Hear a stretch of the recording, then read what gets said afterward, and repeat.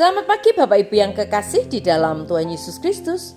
Pagi hari ini saya Eko Wayu Suryaningsih kembali menyapa dengan kebenaran firman Tuhan yang terdapat dalam Kejadian 12 ayat 2. Kejadian 12 ayat 2. Aku akan membuat engkau menjadi bangsa yang besar dan memberkati engkau serta membuat namamu masyhur dan engkau akan menjadi berkat. Amin. Bapak Ibu yang kekasih di dalam Tuhan, sebagian besar orang Kristen ingin memberkati orang lain melalui waktunya, melalui bakatnya, melalui karunia-Nya, dan juga melalui sumber dayanya. Tetapi itu bukan hanya keinginan. Tuhan memerintahkan kita untuk menjadi berkat bagi orang lain karena kita telah diberkati.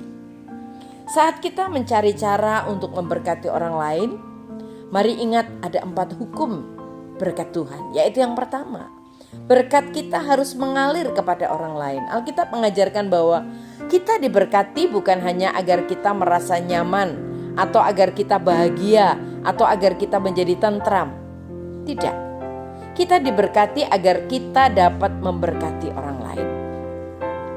Firman Tuhan katakan di dalam Kejadian 2 ayat 2, Kejadian 12 ayat 2 maksud saya, aku akan memberkatimu dan engkau akan menjadi berkat. Inilah hukum berkat yang pertama, yaitu berkat harus mengalir keluar. Yang kedua, ketika kita memberkati orang lain, Allah akan mengurus kebutuhan kita. Hampir tidak ada yang tidak akan Allah lakukan bagi orang yang benar-benar ingin membantu orang lain.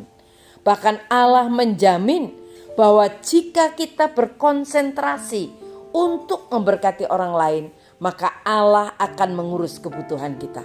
Wow, ini sangat luar biasa. Dalam Lukas 18 ayat 29 sampai 30 dikatakan, sesungguhnya aku berkata kepadamu, barang siapa meninggalkan rumah, istri, saudara, orang tua atau anak-anaknya demi kerajaan Allah, ia akan menerima balasannya berlipat ganda di dunia ini dan memperoleh hidup kekal di dunia yang akan datang. Ketika kita fokus membantu orang lain, Allah akan bertanggung jawab atas masalah kita. Dan itu adalah berkat yang nyata. Karena Allah jauh lebih mampu menangani kesulitan kita daripada kita sendiri. Dan yang ketiga, prinsip berkat yang ketiga adalah berkat yang kita berikan kepada orang lain akan kembali kepada kita. Wow. Semakin banyak kita memberkati orang lain dan semakin banyak kita membantu orang lain, maka semakin banyak Tuhan memberkati hidup kita. Di dalam Lukas 6 ayat 38 dikatakan dalam terjemahan baru, berikan hidupmu, kamu akan menemukan hidup yang diberikan kembali.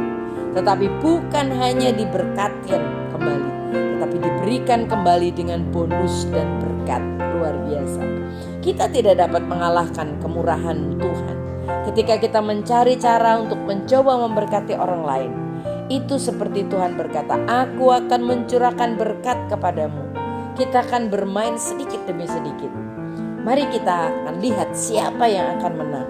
Mari kita akan lihat siapa yang dapat memberi paling banyak. Semakin banyak kamu memberkati orang lain, semakin banyak Allah akan memberkatimu sebagai balasannya. Dan prinsip berkat yang keempat adalah semakin banyak Tuhan memberkati kita, maka semakin banyak Tuhan mengharapkan kita untuk membantu orang lain. Tuhan Yesus mengatakan seperti ini di dalam Lukas 12 ayat 48. Banyak yang dituntut dari orang yang banyak diberi.